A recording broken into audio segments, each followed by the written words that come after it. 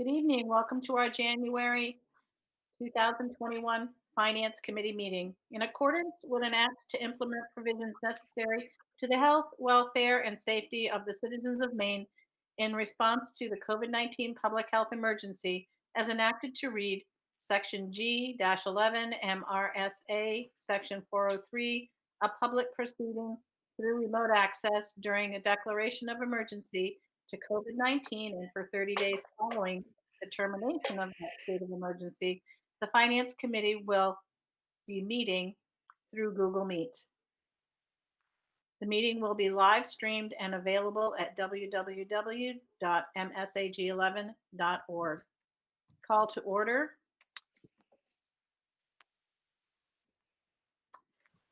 Do you want me to do roll call? Would you please? Because I don't have a sheet in front of me. Thank you. Sure. Becky Fless, Here. Nicole Medor, Here. Alyssa Tracy, Here. Jim Lothridge, Here. Patrick Saucier. Yeah, I don't think he's here. And then of course, also with us tonight is Gabe Dostie, the Director of Curriculum and Instruction, Katie Gould, the Principal at the Helen Thompson School, Terry McGuire, the Technology Director, and myself, Pat Hopkins, Superintendent of Schools. Thank you. Welcome, everyone. Second item on the agenda is discussion. The first discussion item is a Hoke Field update by our project manager, Gabe Dostie. Hi there. Yeah, so we broke ground last week. So it was live streamed. The groundbreaking around just after 9 o'clock. Channel 8 News was there. Also, the KJ was there. And they are away and digging. If you have a chance to just kind of pop down, the area just outside the track is open. So if you can always come down and just drive around the little loop right there. They have dug out to, as of the end of the day today, a quarter of the area of the new track surface down to what we're calling subgrade. So that section is completely dug out. They've laid the base fabric layer in place and have started putting in the new base gravel layer. And that's MainX that's doing that part of the work. McGee has been on site also. They started last week just prepping the area and getting things going for MainX. So their first part of their push is done. They're going to work in conjunction with MainX along this project and start on the drainage piping on the visitor side of the field. One of the worries is if we do get a lot of rain, which thank goodness this weekend's rain, we had rain, but it wasn't too bad. They were talking upwards of 2 inches of rain. We didn't get that, so thank goodness. They did have to deal with a little bit of water yesterday, but it wasn't too bad. So the thought is if they can get the drainage in at the same time that MainX is in there doing their part of the project, that the water can drain out as we go along. So yeah, if you have a chance, just take a kind of peek down there, and it is a working area that's down there. So just be careful. The equipment is moving around, but as long as you stay outside the track area, I think you'll be absolutely fine. Can at least kind of see what they're doing, or pop up onto the bleachers and you probably can get a kind of bird's eye view of it. Yep. I don't know if you want me to go over anything else, Pat, for it. I guess I want to be available to answer any questions that Finance Committee members may have. Today, Andrea shared the amount of money that we have available presently in our coffers. We have around $48,000, and we were just told that we have $10,000 en route to the business office. That's a $10,000 donation from Charlie's Auto. We have, I think, just so everyone is on the same page, we have about $700,000 worth of donations between or among 4 companies. So with McGee, what McGee is donating in time and labor totals approximately 280,000. What MainX right now is donating in material and labor equates to about 200,000. We have EJP. They have donated close to 100,000, and you have Black Diamond Engineering with all the work that they've done. I believe that's also around 100,000 roughly in hours. So as we talk about a project that is $1,058,000 roughly, I'm sorry, yeah, $700,000 of that roughly is through thanks to 4 local businesses. Now McGee and MainX are donating more than what they had originally planned. McGee's donation was initially around 150,000. MainX's was initially around 114, 115, I believe, something like that. And so, you know, if our fundraising is very successful, then they would appreciate being refunded for some of the difference between their initial donation and what they're donating now, if that's possible. But that's really remarkable. To think that we need to raise about $400,000 for this project. That is it. The rest of it is really through the donation of these 4 companies. So that is amazing. That's impressive. And also in that number that I shared with you, the 1,058,000. Keep in mind that that also includes the recognition wall, new concession and the new concession area would be renovated, a garage, which would be 36 by 24, and we do have a 10% project contingency set aside. So wanted to make sure you're aware of this, and just since we officially announced that the project really is moving forward and there were big trucks on the field, we have started selling some of our bricks again. So that's great. People are now starting to contribute to the bricks because they see that this is real. It's definitely going to happen. So that's great news.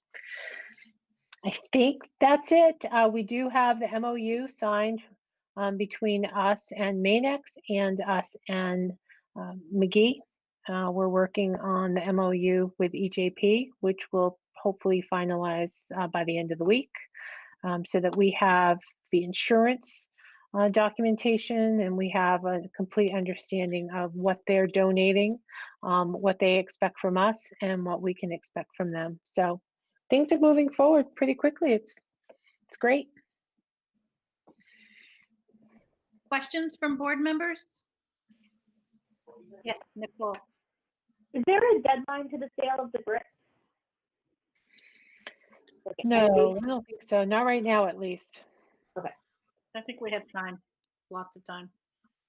Yeah, and we're this project, it's kind of it's ever evolving and it's kind of being done in phases. So once we're done the turf field portion of it, then we'll move on to the kind of phase 2, which is you know, the new garage area, the concessions, and those pieces. So we definitely need to keep the fundraising coming in, definitely. Other questions? Yes, thank you, Alyssa, for the posting the video for us. If there are no other questions, Andrea, do you have anything that you wish to offer? I was saying you would probably rather be anywhere but here tonight. Just because you're tired, not because you're unwilling, just because you're so busy. And you are correct, Becky. I fell asleep. I've been up since 3 a.m. So my apologies for being late. No. So I'm sorry. Well, you look like a ray of sunshine. I would never have thought you were sleeping. Well, the next on the agenda is the CRF fund and the ESSERF CARES Act fund update. Sure. So maybe I'll start here, and then I will ask Andrea just to fill in any of the blank spots. So first of all, I want to talk about the CRF money. There's CRF1 and CRF2.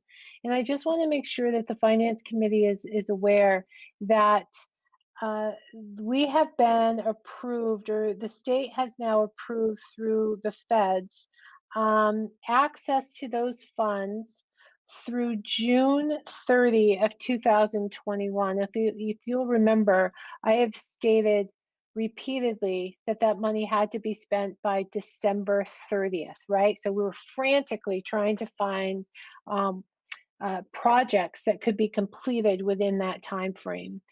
We now have some additional months in which to spend that money. Of the 3.3 million or whatever it actually ended up being, we still have $140,000 that we thought that we had lost. So we now have $140,000 available to us that we hadn't anticipated. So that's great news. So certainly we have an idea in a few minutes that we want to share with you about one potential project that we could propose to the state to see if they would approve it for COVID money. But in addition to the CRF 1 and 2, you've probably heard, and I think I mentioned this at the board, that there is now another bunch of money coming to us. They're called ESSER 2 funds, all right? And so they're ESSER 2 or CARES Act. They're referred to either way. And we have not received our assessment yet. We don't know how much we're going to receive for certain, but based on the information that's been provided, I'm expecting that we're going to receive in the vicinity of $1.5 million. That application should be available, I'm told, by the end of this month, so that we'll be able to begin submitting proposals or projects for that. This is one-time money, so whatever the projects are, we need to make sure that we're putting forward projects that are really truly only one-time money. You know, we don't want to add a program that we want permanently and then have the funds run out and then we're stuck paying for a program. So we have to do this in a very kind of thoughtful way. I think I've mentioned before that I'd like to focus on learning loss interventions, but there may be additional money to do other things as well. I think one of the challenges with us focusing only on the interventions and the learning loss is the hiring of staff to do some of that work. You know, we've tried to incorporate into our programs an extensive summer school program. We thought about it, we talked about it this last year, but we didn't have enough staff to really be able to provide it. So we may have some additional money for us to consider. And that money, the ESSER funds, they do not have to be expended until September 30, 2023. So we have time where we can actually use that money over the course of a couple school years. Things that we have to keep in mind, and Andrea would tell you this one is a big one, and that is time and effort of personnel.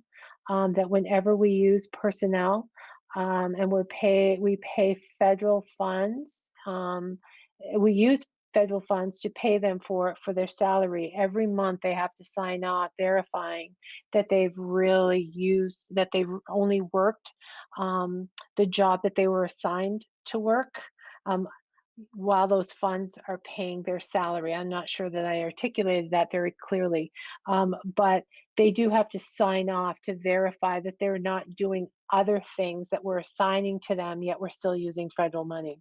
And that takes a lot of work. Andrea was just talking to me about this under the CRF2 grant, and trying to track people down and get them to sign the form sheet, you know, spending 2 full days almost tracking people down just to get them to sign off. So we'll have to think long and hard about how we best utilize the money to meet the needs of our students, to meet the needs of our school district, keeping in mind some of the restrictions that we're going to have. I don't know if we've really communicated the impact of all of these federal monies, the impact that it's had on Andrea and her office staff out back. This is all that they're doing. Now, I know we've talked in the past about how slow it's been for the Department of Education to kind of release this money to us. And that's because of the amount of work that it takes for them to go through all of those invoices. I think I mentioned at the last meeting that the DOE has hired approximately 20 people to help speed up that process. Well, we haven't hired anyone extra in our district. It's just work that we've kind of loaded on to our business office. And so as we look at ESER 2 and getting more funds, I am concerned about the workload for the business office and how they're going to continue to do all of the day-to-day work, such as the budget that we're supposed to be in the middle of developing. And Andrea would tell you that she really hasn't had a chance yet to really dig into that because of the invoicing that needs to happen with these. So I'm off course a little bit, but just really trying to share that when we think about how we're going to spend these monies, I want us to be mindful of the impact it will have on the business office as we kind of develop the plans and the projects moving forward. And you've probably all heard that President-elect Biden also has put out another COVID relief package, and there would be another $130 billion recommended for K through 12 schools. Now, I have no idea what that would mean for Maine or for Maine schools, but there could be another sizable amount coming towards school to support us in our efforts to really open our schools back up fully and to be able to operate fully in green. So I wanted to make sure that you were all well aware of the financial resources that we're receiving from the federal government, and to let you know that administrators are beginning to consider what programs we can implement in our district that would benefit students since we have this additional money. Now, one thought that we've had is space, right? We struggle a bit with space, especially over at the Helen Thompson School and over at Pittston. Now, Pittston's better because we added that modular with 4 classrooms. But we do still have some class sizes that are a bit large over there. I think it's grade 3 right now that is the largest. And so as we think about, again, how do we bring all the students back into classrooms, the amount of space available so that we can socially distance is really important. So an idea, kind of starting with Helen Thompson, is can we use that 140,000 plus maybe some of the ESER money? This would have to be approved through the state, okay? So there's no guarantee. But could we put a 4 classroom modular unit at Helen Thompson out there like we did at Pittston? Now, we wouldn't lease it if we did that. If we were to receive approval from the state, then we would be able to just buy it outright and install it, have bathrooms out there. Gabe has been over and he's looked at the site, but Gabe can ask any questions that you may have and or Katie about how that space could be used, where it would be on the property. But I did not want to begin investing a lot of time and energy to create a project that focused on this if you as a board and finance committee were not at least supportive of us pursuing this idea. So I'll kind of stop talking there. Gabe, could you just say where would it be located?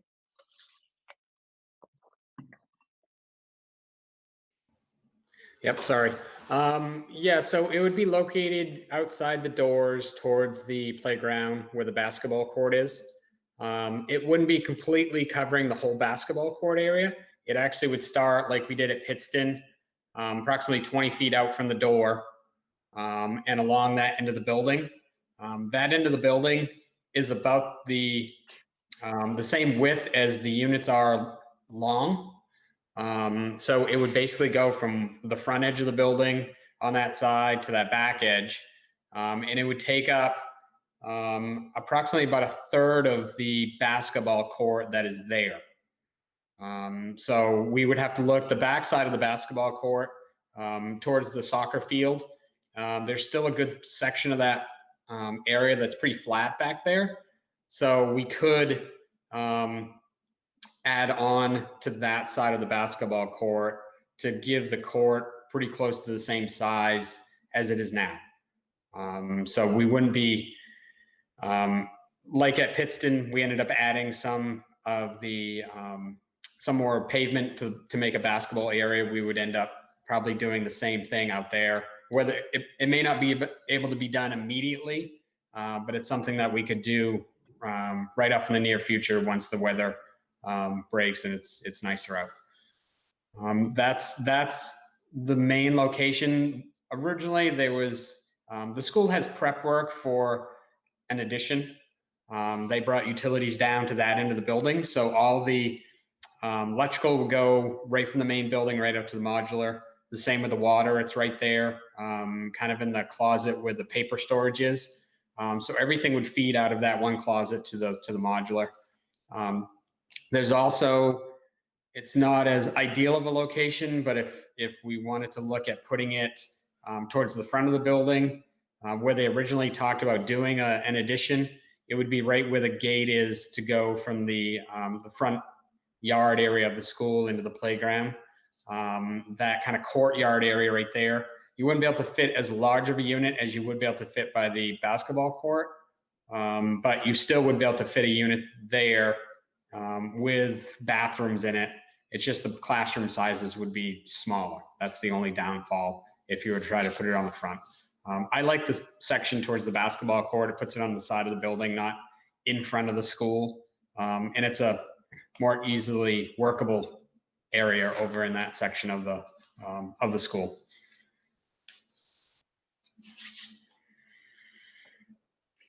Questions? Alyssa has her hand up. Yep, and not necessarily a question, Gabe, just a comment, because I came from the era of Hamlin when we added the building to Pittston. And Sure. I was a little apprehensive, I used to have a spouse who worked for, a building company, not as eloquent as the one we have. And I would just say, I had a fifth grader who was in there for 2 years, and that was a great space. It was a good location, and the logistics worked out fine. The school figured out how to get the kids where they needed to be. So I think it's a great idea. Yeah. Yeah. Go ahead, Jim. Oh, I think you muted, Jim. How's that? Can you hear me? Perfect. Yeah. Okay. I've got one for Gabe and one for Andrea, and maybe the Andrea question, Pat can chime in too. Can we use the grant money to administer the grant? In other words, could we hire 2 people that were dedicated to administering the grant money and making sure that all that extra paperwork, they wouldn't have to be unless it doesn't have to be a full-blown accountant in the vein of Andrea, but somebody who would just make sure that all of the paperwork is done to go ahead and get the signatures that are necessary. I'm sure if she's taking people to run all over, that's got to be pulling out of her day by more so than just signing a name. It's hours. It's got to be on the road. So you're losing a person. Maybe each time you fill this out, I bet you're losing a person for half a week. I may be wrong, but can that be done? According to the grant, yes, I believe that can be done as long as it is COVID specific. The question for Andrea comes down to, sometimes it's easier just to do it yourself than to have to train someone to do it for you, right? Because if you're going to spend a week training them, I might as well just spend a week doing it myself. And I think that's a little of where Andrea is. She's just concerned about bringing someone else in to do that work. Correct? You know, There, I've been around business a long time, and that's always a problem. But if you got a long-term program, which this appears to be, we should train somebody to do it and let them run with it and let Andrea do what she does so well. And so Pat's right, Jim, in a way. I've thought about it. If I'm going to spend all my time answering questions, I would rather do it myself and make sure that it's done right. I guess it really depends on how we use those grant monies. Yeah. If we're You're too using them, valuable. thank I'm you. serious. I'm not being I not know. blowing smoke. You're too valuable employee to be running around getting signatures. You need to assign that to somebody. It's just there's so much of our district, so much of our money caught up in this grant. We had almost 4 million tied up in a very short period of time, and trying to get that turnaround before December 30th. And it's rough when you have people who are working in two cost centers, meaning federal and district monies. There's a lot of paperwork that follows. So I think it depends how we choose to spend the remainder of the money. I don't want to bring somebody in for the sake of bringing somebody in. If we're looking to purchase a modular and the likes, that will be less paperwork on our end as opposed to hiring a ton of people to pay out of the grant. So I think it depends. I don't want to, I appreciate your sentiments, but I don't want to waste money and bring somebody in for the sake of bringing someone in. So let's. Well, maybe But we'll with that, disagree, but I don't know. I'm certainly in your camp to some degree, Jim. And Andrea knows this. Andrea has a little bit of a control issue. Sorry, Andrea, and doesn't always let things go. And I get it. She wants it to be done right, and she knows if she does it, she'll do it right. And it's easier to have it done right the first time than to have to fix a problem after the fact. I completely get it. However, there are times where in order just to make your job manageable, you have to let a few things go, and you have to sometimes risk that you might have B plus or A minus work or B work versus A plus work all the time. That's hard, but sometimes just so that you're not burning yourself out and you're able to actually get to some of the job responsibilities that you can't ignore, sometimes you just have to swallow that pill. Right, Andrea? We may have talked about that once or twice before.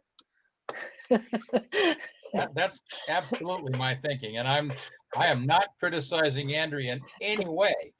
I'm just saying that we've got a very valuable person. I'm not even talking about, we've got a very valuable individual doing a much less valuable job as far as you have to have a certain amount of knowledge to do either one. To do Andrea's job, you need a great deal more knowledge, and that's why she's there doing the job. If we could hire somebody off the street for half the price, wonderful, but we would get nothing done. But I honestly believe we should be looking at something, and I know you don't want to hear that, Andrea, but you need some help. So the biggest problem with the CRF money was the short turnaround. Had we known before Christmas break that it was going to be expended until June, it would have made it would have been different, but it is what it is. We're through the worst of it.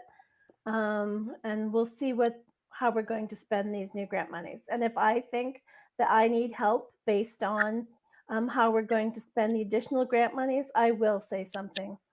Okay. So yes. And the seed is now planted. Yes. Yeah. We have a little bit of time. My And- second question is actually for Pat. If we buy these, and I'm all in favor of it right now, I can tell you that right now, because I believe, and you tell me if I'm wrong, that we can get back to a school and at least 4 days a week if we can get more classroom size. Am I pie in the sky, or I want to get the kids back to school. Yeah, we want to get the kids back to school too. I know you do. And certainly at the Helen Thompson School, our largest classes are in grade 4 and grade 5. Remember, we have, if everyone were to return and we don't have any students in the remote academy and they're all in person, we're looking at class sizes right now of around 25, 23, 24, 25. You're right. I cannot return all students in green with class sizes in that range. So in order to, if we were to bring them all back, we would need to find at least one more space, one more classroom. We also, and in that one classroom, we could look at like a 4 or 5 potentially, or maybe 2 classrooms. So we make a 3rd grade 4 and a 3rd grade 5. The other thing that we're looking at in the district is we have our STEPS program. And our STEPS program is our autism program. It's currently located down at LER. And we've been able to service our students quite well from that particular program. But we have a number of students that as they are aging, they are going to continue to require those services as they enter grade 3, 4, 5. In years past, we've been able to integrate those students into the regular classroom. But as we move forward, we're not going to be able to. We're going to need a K-5 program, autism program. And in order to do that, that means that you have to move the program out of LER because those students need to have the opportunity to be with their peers. So we have to put them into a K-5 building. So that means either over at Pittston Randolph or at Helen Thompson. So while I think Katie and her staff have kind of figured out how to make it happen if it were to occur over at the Helen Thompson School, the addition of those classrooms would allow us to bring back all of our students, I believe, all of our students in the green model, and then it would also give us some flexibility within the building that we so desperately need. The 2 towns where we're seeing growth is of course West Gardner, because there's still property there, and we also see some projects going on in Pittston. So it makes sense that if we're going to put space somewhere, that it be at the Helen Thompson School. I have asked Gabe to look at Pittston Randolph Community School as well to see if there's room to add a couple more classrooms as well. As I said, grade 3 is a bubble that is going through. So that is difficult given the COVID restrictions. And if you recall from the tour that we took of the Pittston Randolph School, our smallest classrooms are kindergarten and 1st grade. They're what, 3/4 of the space, Gabe? Maybe even less than that of a full Yeah. classroom. The square footage is only about 600 square feet. Where typically for kindergarten, 1st grade, you want classrooms of around 1,000 square feet. So again, as we think about our plan moving forward, I don't have a proposal for Pittston Randolph, but certainly they're on my mind as well. Anyways, I'm in favor of doing whatever we can, and I know you are too, Pat. I'm not questioning that a bit, getting everybody back as soon as possible. And if that means we need to buy some modular units, the ones that are at Pittston, when I first heard modular, I thought, oh man, we're going to be putting them in a tin can out in the middle of the winter. And those are nice buildings. And and my granddaughter's now in 4th grade. She loves it there. They are fantastic. And when it's hot, they got air conditioning. When it's cold, they've got heaters that work.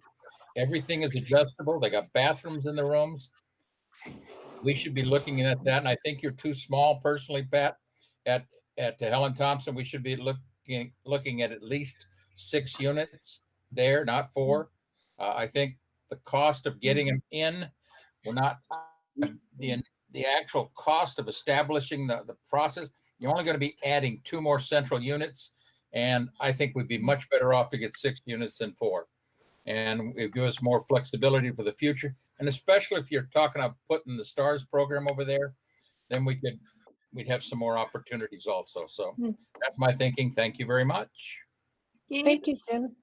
Gabe, do you remember or do you know when when that school was built, there was a wing that was not added. Yes. How Are many you talking about, were are you talking to me? No, Gabe. Go, How- I'm sorry.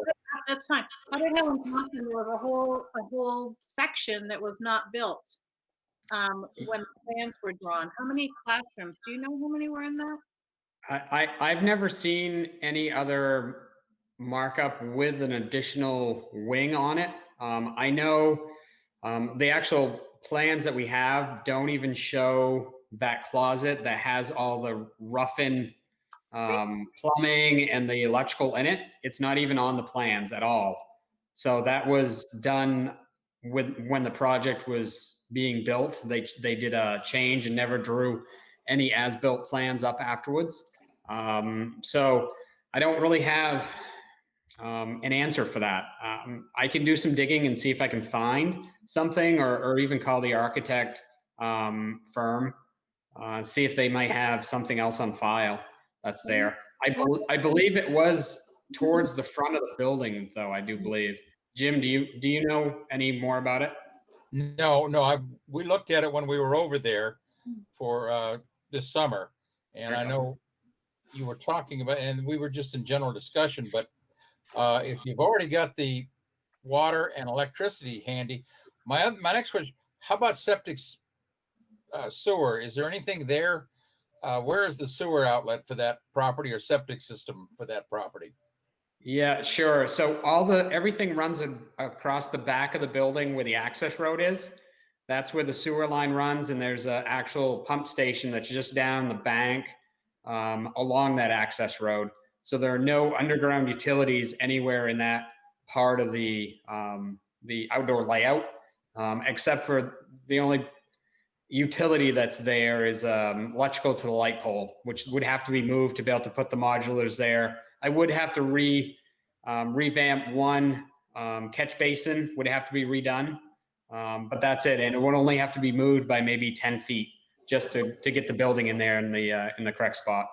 Then, other than the actual hooking up of the septic or the sewer system to the pipe that you're talking about, we would have no extra expense underground just the hookup.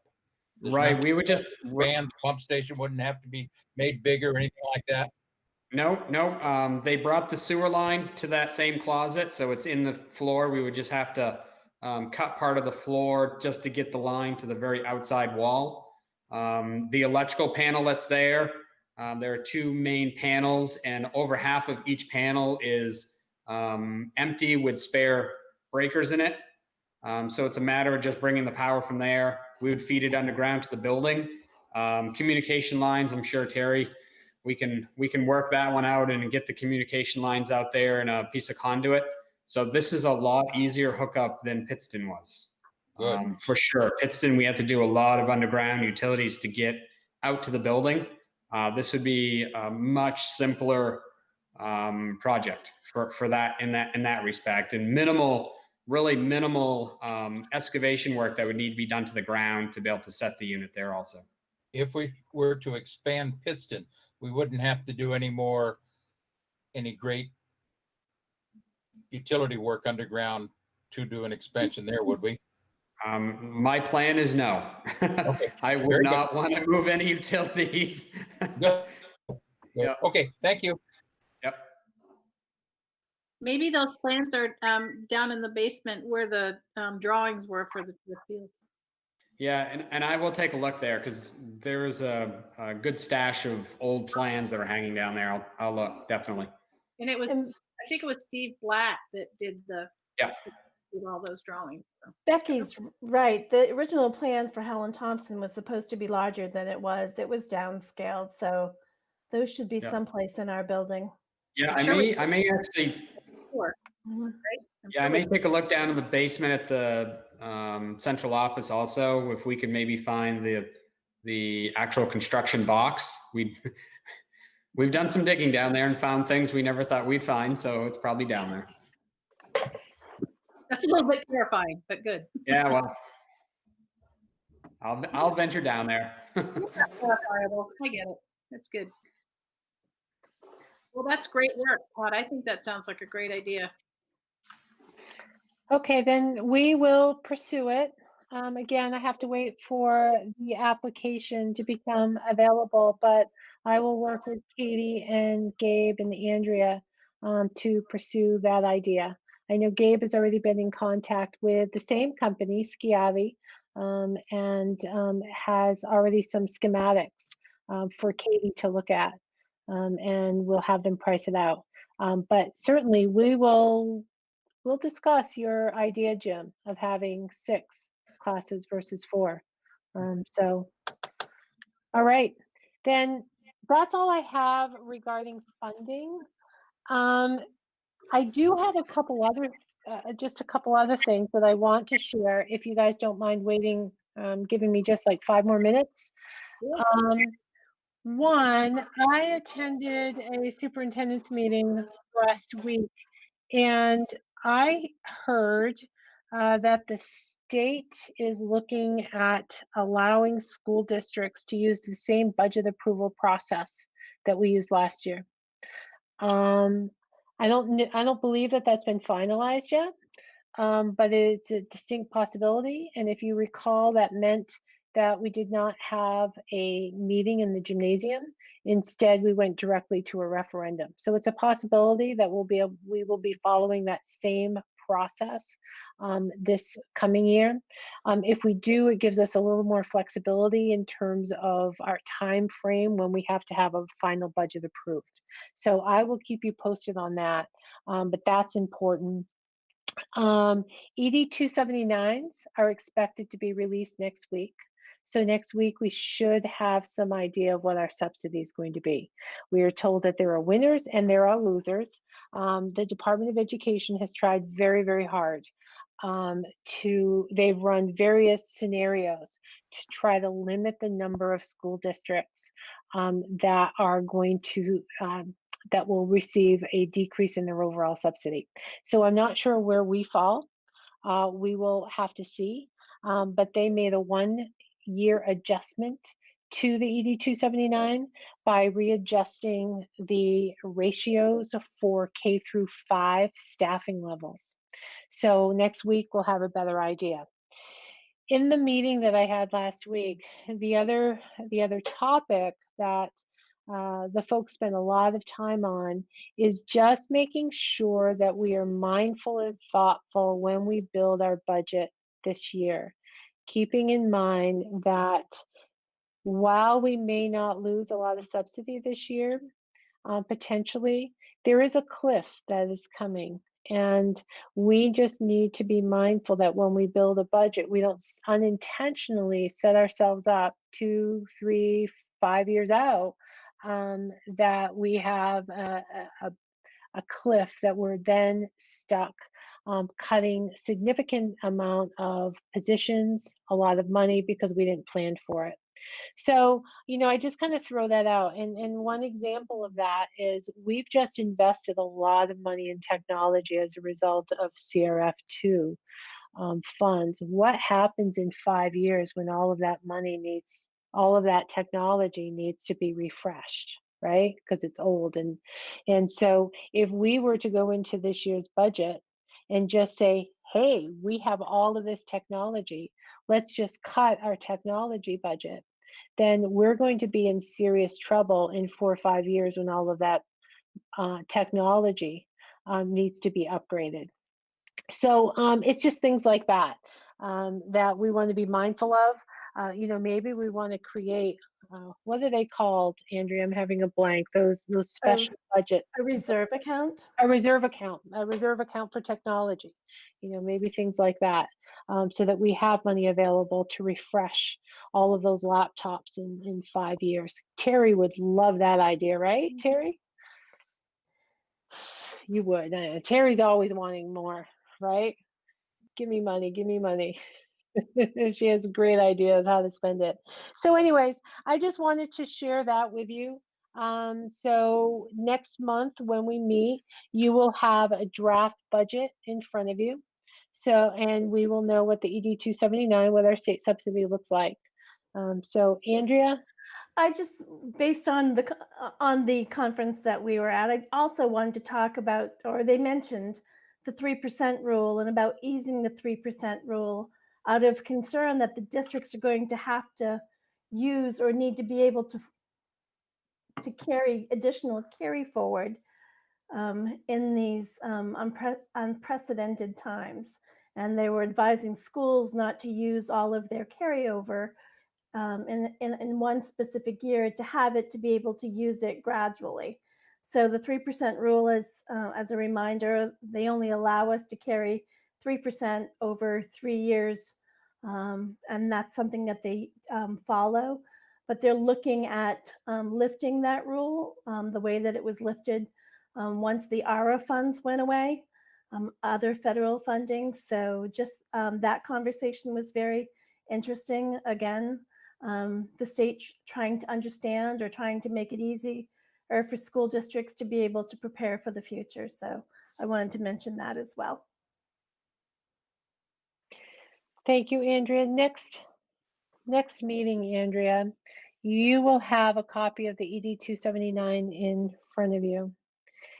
Does it make sense for us to spend a little time asking Andrea to walk through that ED 279 like she has in years past? That it's complicated, and I think it's always helpful for us as a refresher, reminder of how that money is broken out. But I don't want to ask her to do that if none of you feel like it's valuable way of spending your time. I think it's helpful. I think it's helpful, especially where we're meeting remotely and we're being live streamed so that the public can actually see that there's a method to our madness and how our budgets are put together, that there's actually a formula. I also, Yeah, and oops, I go was ahead, going to Pat. say, now that all of these are live streamed, I think it's a great educational opportunity to help members of the community understand how that subsidy is calculated. We also have several new board members who have missed the ED 279 presentation. So you haven't lived until you've sat through one of those. Yeah. And I believe And that's a great point. Maybe, Becky, all board members should be invited. Make sure that they understand that Andrea is going to spend some time reviewing. So our newer board members can make a point of trying to attend this meeting. I think that's a great idea. I just think the more we know and the more we are transparent with the community, it's a great opportunity to learn. It's a great learning opportunity for folks. So yes, I would definitely encourage that. Great. All right. I don't have anything else. Andrea, do you? Then we're good to go. You're good to go. Thank you all so much for being here tonight. Katie, it's nice to see you. It'll be so nice to see you in person someday. Someday, Someday. soon, hopefully, soon. Oh, soon. Yes. Maybe we'll all get vaccinated and soon. Soon will happen. Thank you all so much, Gabe. Thanks for all your hard work. Have a good Thank night. you. Have a good night. Bye.